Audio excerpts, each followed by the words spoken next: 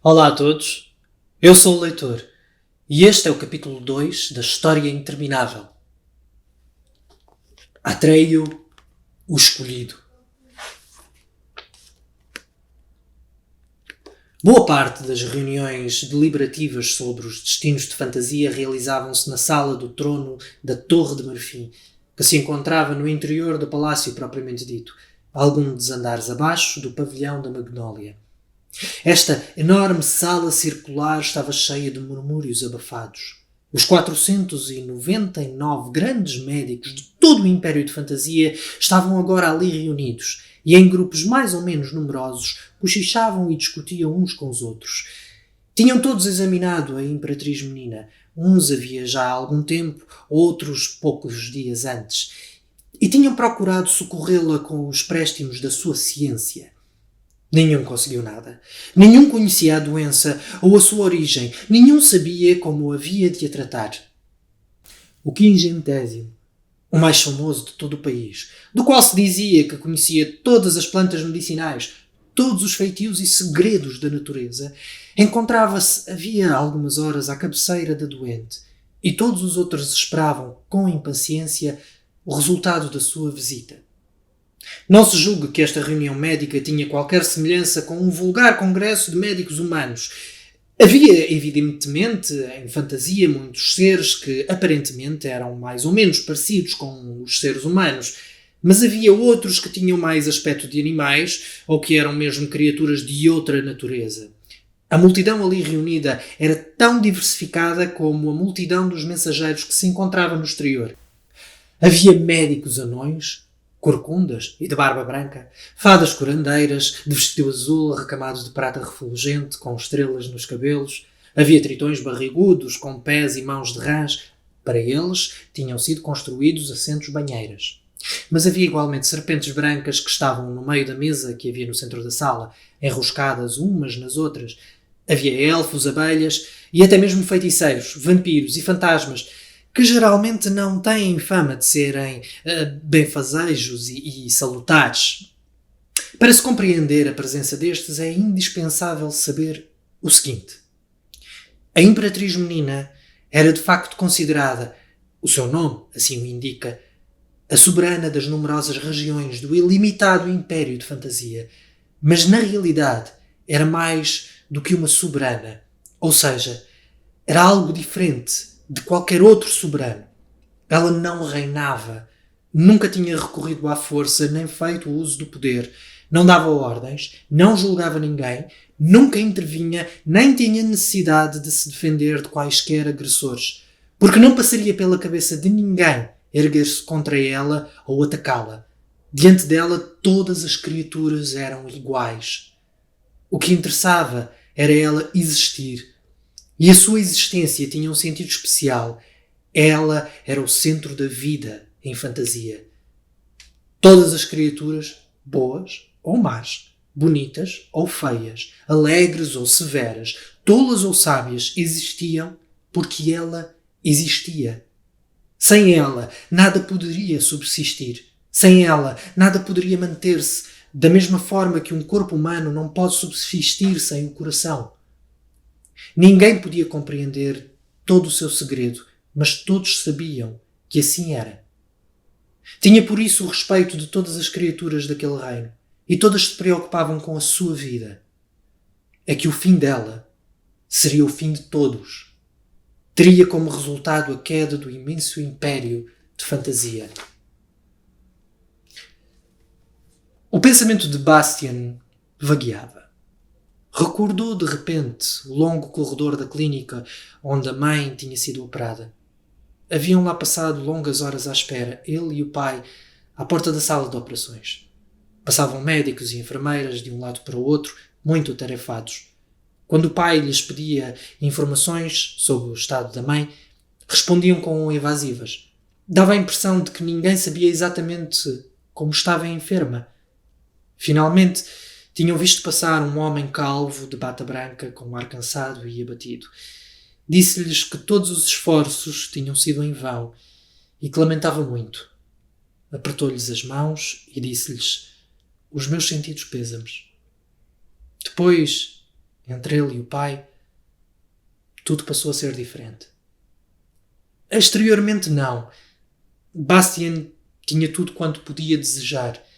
Tinha uma bicicleta de 3 velocidades, um comboio elétrico, uma boa provisão de vitaminas, 53 livros, um hamster dourado, um aquário com peixes tropicais, uma pequena máquina fotográfica, 6 canivetes e tudo mais que se possa imaginar.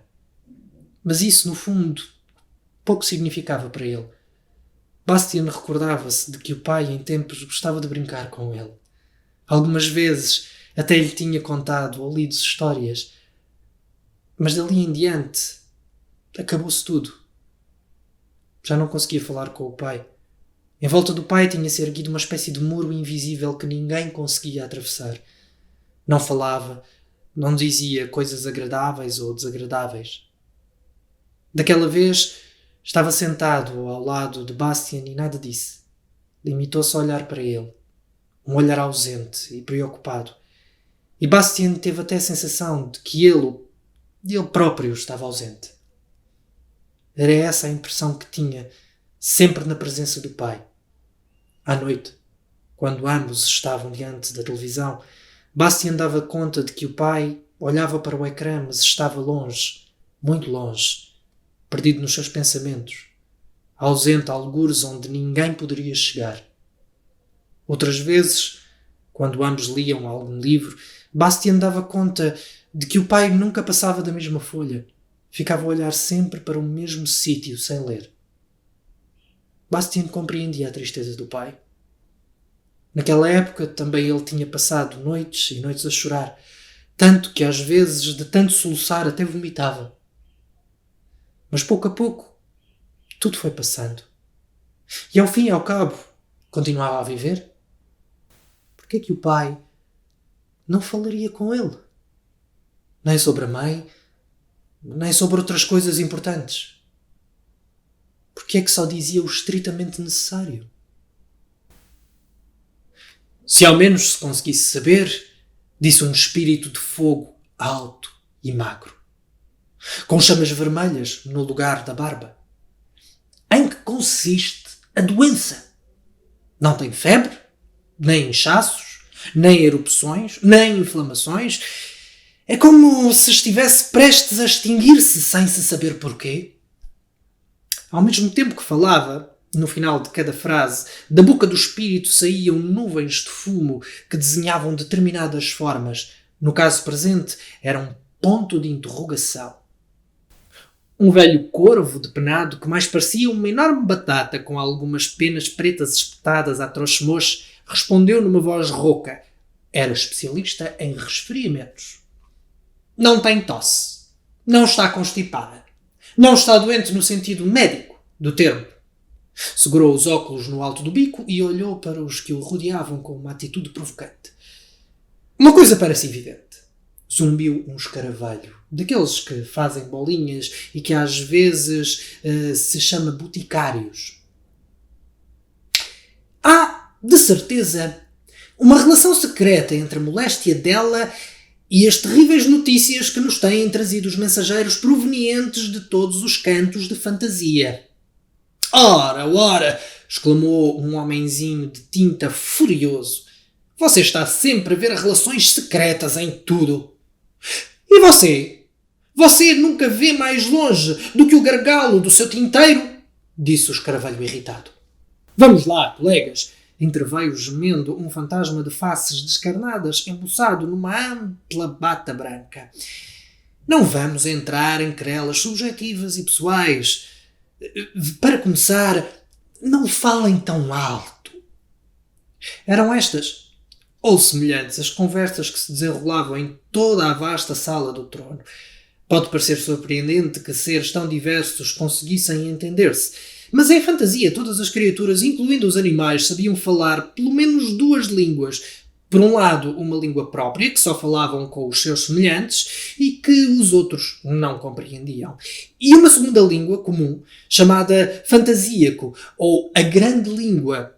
Todos dominavam este idioma, se bem que alguns o falassem de uma forma muito especial. Subitamente, fez-se silêncio na sala. E todos os olhos se voltaram para a porta de 2 batentes que se entreabriu. Entrou, logo a seguir, Chiron, mestre afamado da arte medicinal, verdadeiramente lendário. Era aquilo a que em tempos mais remotos se dava o nome de centauro. Tinha forma humana, da cintura para cima. O resto era um corpo de cavalo. Chiron era da espécie chamada centauro negro. Provinha de uma região longínqua situada no extremo sul. A parte humana do seu corpo era de cor ébano, com exceção da barba e do cabelo, tudo branco e frisado. Ao passo que a parte cavalina era às riscas, como a pele das zebras. Usava um estranho chapéu de junco entretecido. Trazia pendurado ao pescoço um enorme amuleto de ouro formado por 2 serpentes, uma clara, outra escura, mordendo a cauda uma da outra e formando uma oval. Bastian interrompeu a leitura surpreendido. Fechou o livro, teve o cuidado de colocar provisoriamente um dedo entre as páginas e observou mais atentamente a capa. Lá estavam as 2 serpentes a morder as caudas, formando uma oval. Que significado seria o daquele estranho símbolo? Em todo o território de fantasia, o significado deste medalhão era do conhecimento geral. Era o distintivo usado por todo aquele que fosse pela Imperatriz Menina encarregado de determinada missão, de que devia incumbir-se em nome da mesma Imperatriz, como se fosse ela própria. Queria isto dizer que o medalhão dava a quem o usasse certas forças secretas, embora ninguém soubesse exatamente quais. Todos sabiam o seu nome, Auren. Muitos eram os que receavam pronunciar este nome e preferiam chamar-lhe a joia ou o pentáculo ou simplesmente o resplendor. O livro estava também assinalado com o símbolo da Imperatriz Menina. Um murmúrio percorreu a sala e soaram algumas exclamações de surpresa. Havia muito tempo que a joia não era confiada a quem quer que fosse. Chiron escavou várias vezes com os cascos no chão até conseguir que se restabelecesse a calma. E disse com voz grave: Meus amigos, nada de espantos exagerados. Auren ficará pouco tempo em meu poder. Sou um simples intermediário. Muito em breve entregarei o resplendor a quem é mais digno dele. Na sala reinava um silêncio absoluto. Chiron prosseguiu: Não quero suavizar com palavras bonitas a nossa derrota. A doença da nossa Imperatriz Menina deixou-nos a todos perplexos. Só sabemos que a destruição de fantasia sobreveio ao mesmo tempo que esta moléstia. Nada mais sabemos. Mas pode acontecer, espero, ao dizer isto abertamente, não estar a ofender ninguém. Pode acontecer que nós, os aqui presentes, não possuamos todos os conhecimentos, toda a sabedoria. A minha derradeira e única esperança é que, algures neste império ilimitado, exista um ser que seja mais sábio do que nós, que nos dê conselhos e auxílio. Mas é muito incerto. E ainda que exista alguma esperança de salvação, uma coisa é certa. Para a alcançarmos, precisaremos de um explorador tão dotado que saiba abrir caminhos onde não há caminhos e que não desanime diante de qualquer perigo ou de qualquer dificuldade. Isto é, precisa-se um herói. E a Imperatriz Menina revelou-me o nome desse herói a quem ela confia a sua sorte e a nossa. Chama-se Atreio e mora no Mar das Ervas, para lá dos Montes de Prata. A ele entregarei Auren. A ele confiarei a grande busca. E pronto. É tudo o que tenho a dizer. Dito isto, o velho centauro saiu da sala, fazendo com os cascos um enorme ruído. Os que ficaram olharam uns para os outros desorientados. Como chamou ele ao tal herói? Perguntou um. Atreio ou qualquer coisa assim, respondeu o outro.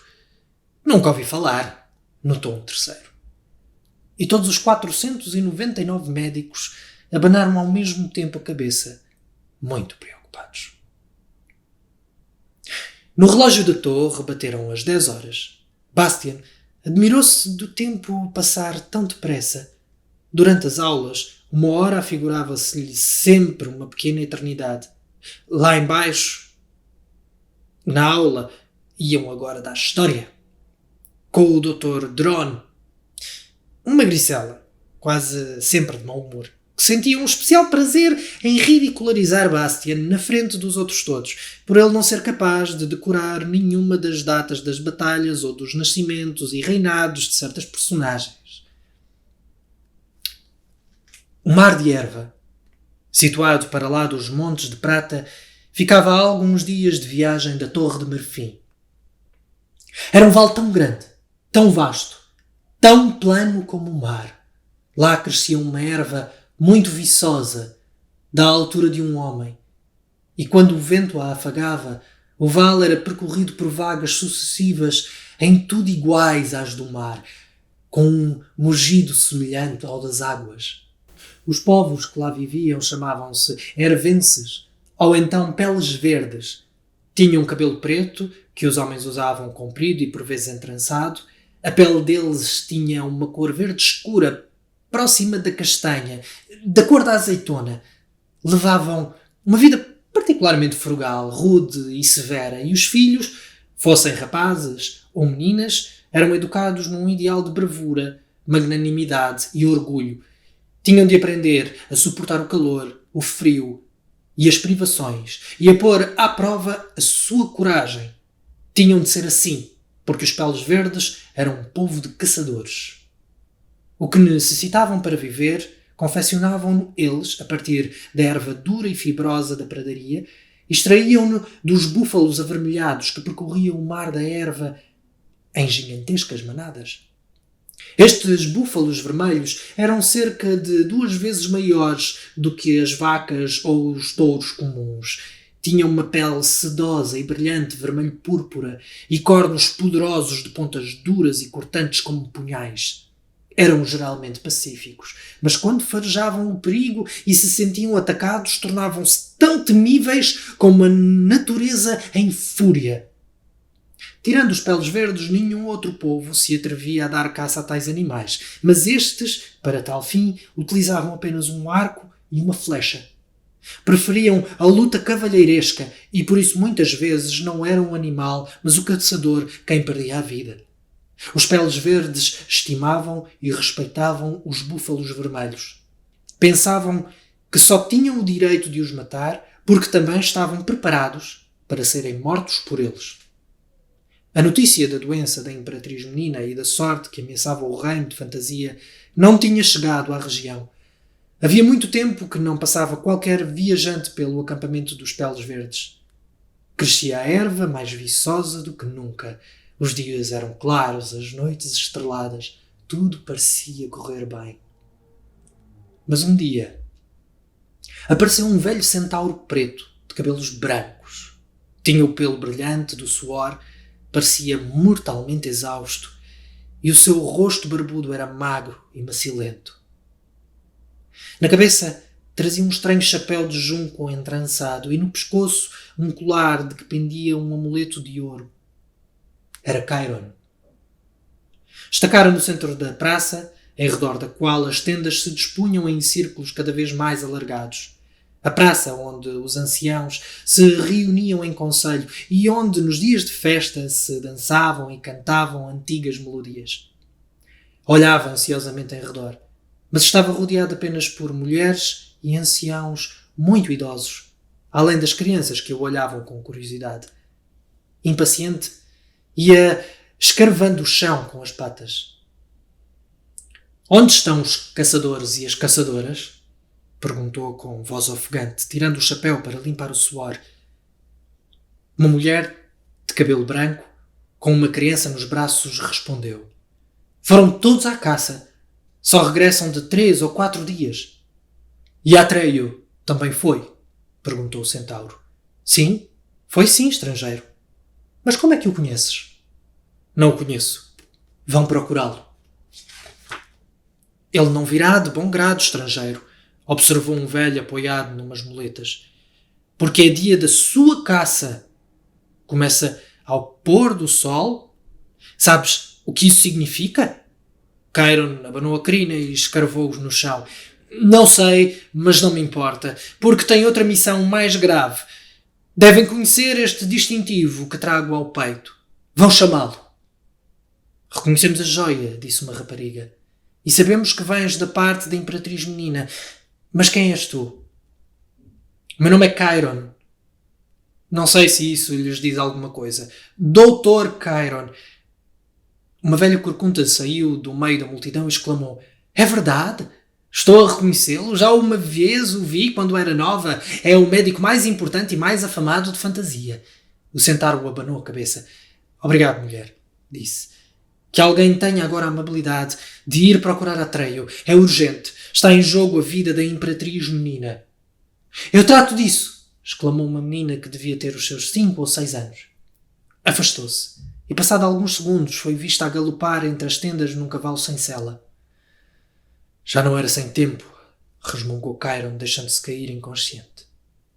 Ao voltar a si, não sabia onde estava, porque tudo em volta era escuridão.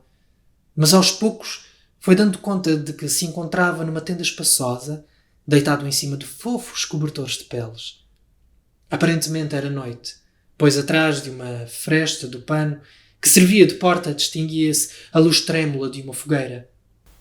Com 1000 cravos de ferradura, murmurou enquanto procurava levantar-se. Há quanto tempo estou aqui deitado! Na fresta apareceu então uma cabeça que se retirou logo a seguir e disse: parece que já está a acordar. Correram então a cortina e entrou na tenda um miúdo de 10 anos. Vestia calças e calçava sapatos de pele de búfalo. Tinha o tronco nu, mas trazia nos ombros um manto cor de púrpura, tecido certamente com os pelos de búfalo, que lhe caía até ao chão. Os seus longos cabelos, de um negro aveludado, estavam amarrados com uma fita de couro e formavam um carrapito na nuca. Na pele verde azeitona da fronte e das faces, pintadas de branco, tinha alguns desenhos simples. Os seus olhos lançavam chispas de fúria ao olhar para o intruso. Mas não se lhe notava nas feições qualquer sinal de emoção. Que queres de mim, estrangeiro? Perguntou. Porque vieste à minha tenda. Porque me privaste da caça. Se hoje tivesse matado o grande búfalo, e tinha já a flecha no arco quando me chamaram, amanhã seria caçador. Assim, vou ter de esperar mais um ano. Porquê? O velho centauro olhava para ele desorientado. Quer isso dizer, conseguiu finalmente perguntar, que és o tal Atreio? É verdade, estrangeiro? Não há então ninguém mais, um adulto, um caçador experiente, que tenha o mesmo nome? Não. Atreio sou eu e mais ninguém. O velho Cairon deixou-se outra vez cair na cama e disse com um suspiro: uma criança, um garoto. São muito difíceis de entender as decisões da Imperatriz Menina. Atreio ficou calado, à espera, impassível. Desculpa-me, Atreio, disse Cairon, que dificilmente continha a irritação. Não era minha intenção ofender-te, mas as coisas estão a tomar um aspecto que me surpreende. Estou fora de mim, podes crer. Já não sei o que devo pensar. Interrogo-me seriamente se a Imperatriz Menina sabia o que estava a fazer quando escolheu uma criança como tu. É uma autêntica loucura. Mas se ela fez isto intencionalmente, então... Abanou a cabeça violentamente e exclamou: Não. Se eu soubesse aonde vinha ter, teria pura e simplesmente recusado transmitir-te a ordem de missão. Teria recusado. Que missão? Perguntou Atreio. É uma coisa monstruosa, exclamou Chiron, deixando-se levar pela indignação.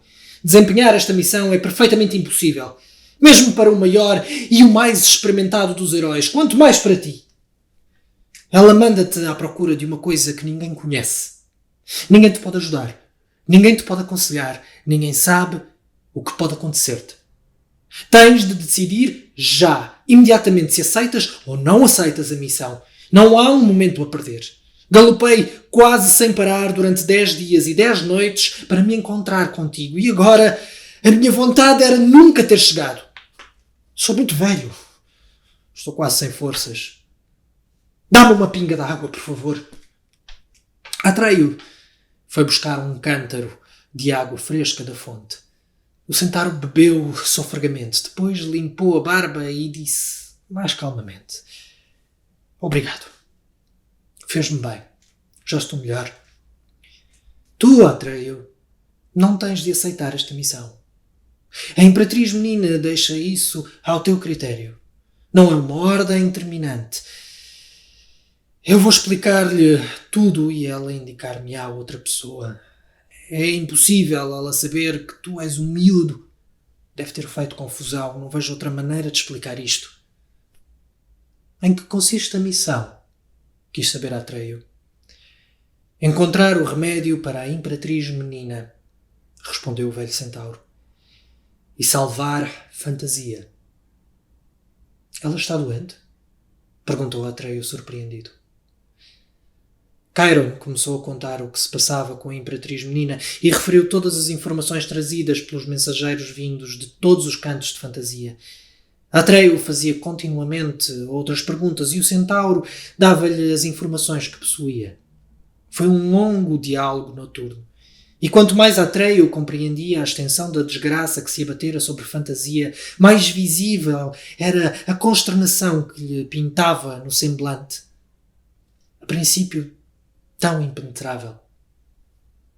Chiron começou a contar o que se passava com a Imperatriz Menina e referiu todas as informações trazidas pelos mensageiros vindos de todos os cantos de Fantasia. Atreio fazia continuamente outras perguntas e o centauro dava-lhe as informações que possuía. Foi um longo diálogo noturno. Quanto mais Atreio compreendia a extensão da desgraça que se abatia sobre Fantasia, mais visível era a consternação que se lhe pintava no semblante, a princípio tão impenetrável. E eu, sem saber nada de tudo isso, murmurou ele finalmente com os lábios lívidos. Sob as sobrancelhas russas e espessas, Chiron olhava preocupada e gravemente para o miúdo. Agora já sabes o que se passa. E talvez compreendes porque é que ao ver-te perdi a compostura. Mas a verdade é que a Imperatriz Menina pronunciou o teu nome.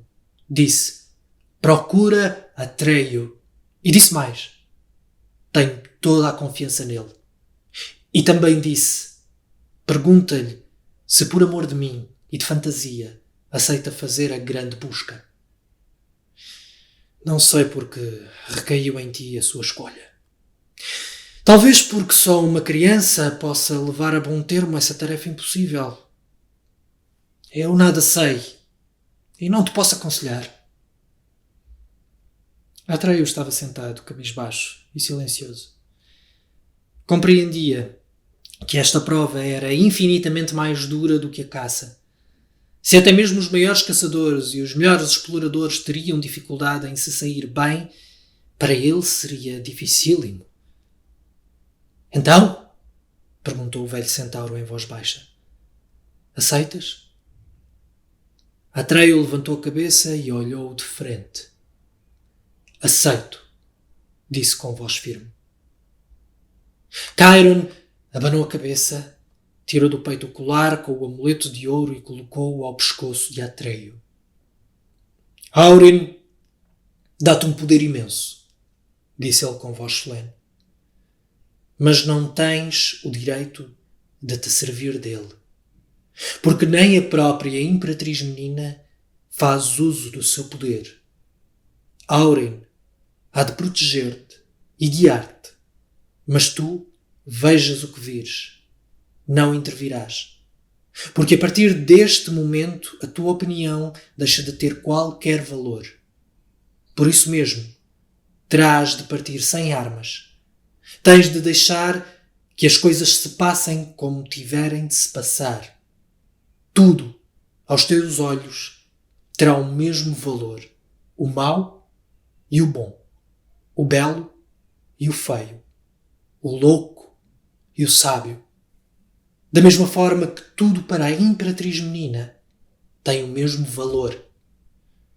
Deverás procurar e interrogar, sem nunca ajuizares de nada. Não esqueças isto.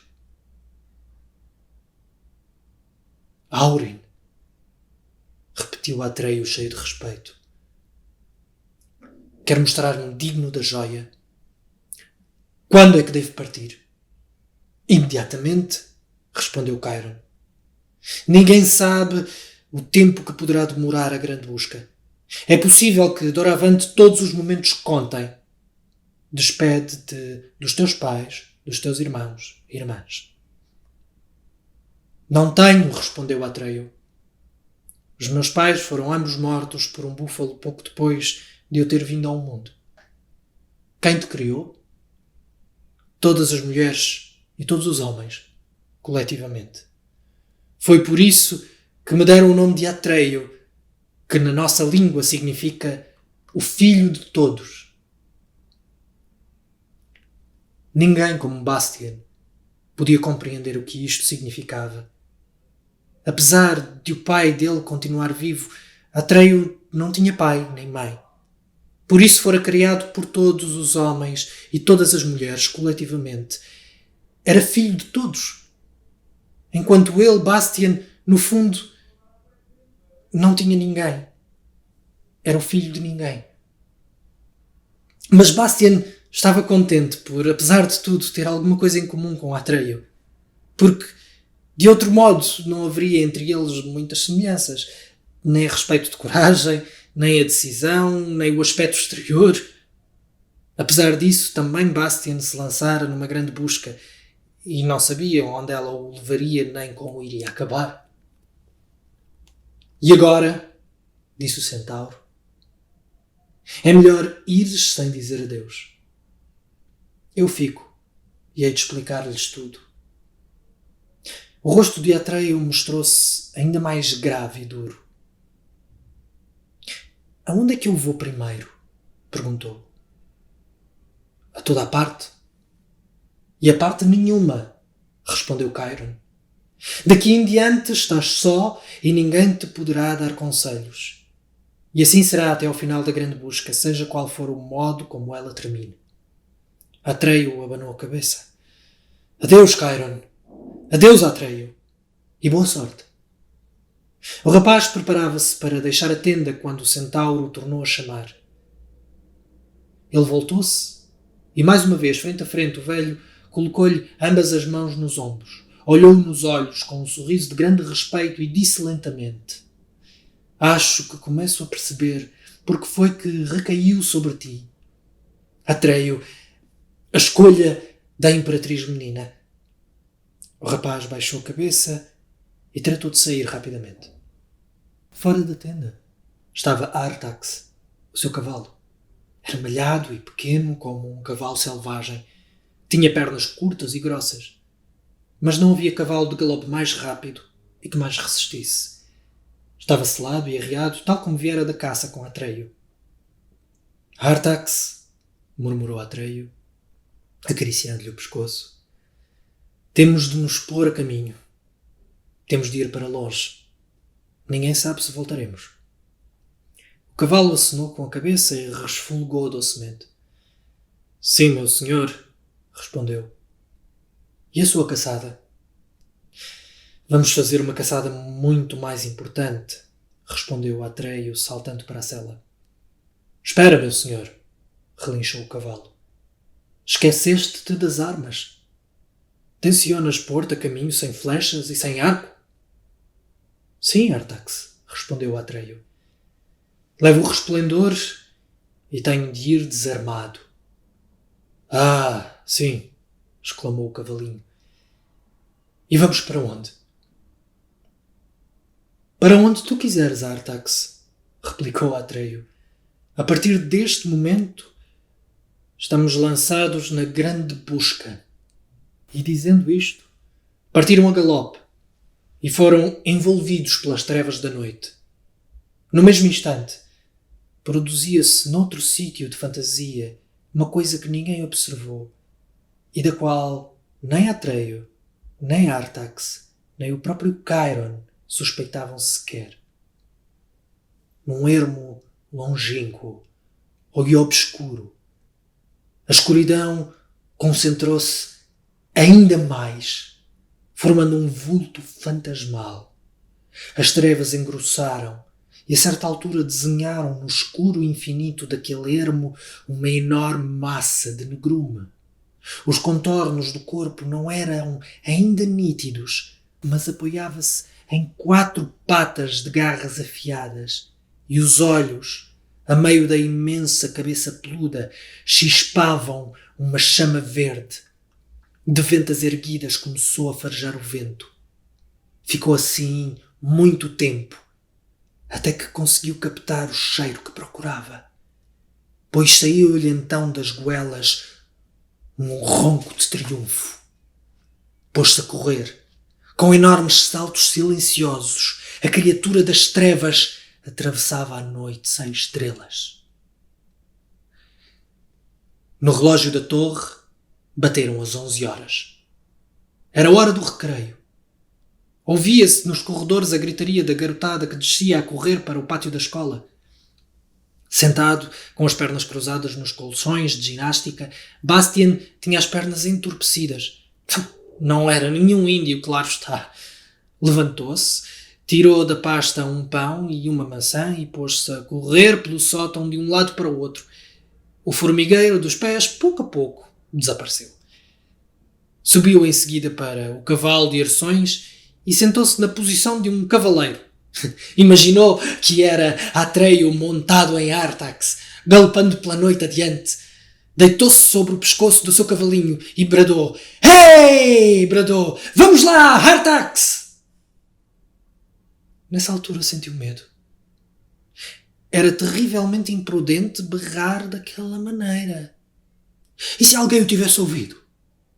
Esperou uns momentos a ver se ouvia ruído. Mas só lhe chegava o alarido das vozes da garotada no pátio da escola. Meio envergonhado, desceu do cavalo de Erções. Estava a comportar-se como uma criancinha. Desembrulhou o pão e limpou a maçã às calças até ela brilhar, mas antes de lhe dar a primeira dentada conteve-se. "Não!" disse para consigo. "Tenho de economizar provisões. Quem sabe quanto tempo vou ter de me sustentar com isto?" Tornou a embrulhar o pão e a metê-lo juntamente com a maçã na pasta. Tornou depois a instalar-se nos colchões de ginástica e retomou a leitura. E termina assim o capítulo 2 da História Interminável. Não perca o próximo capítulo e até à próxima página.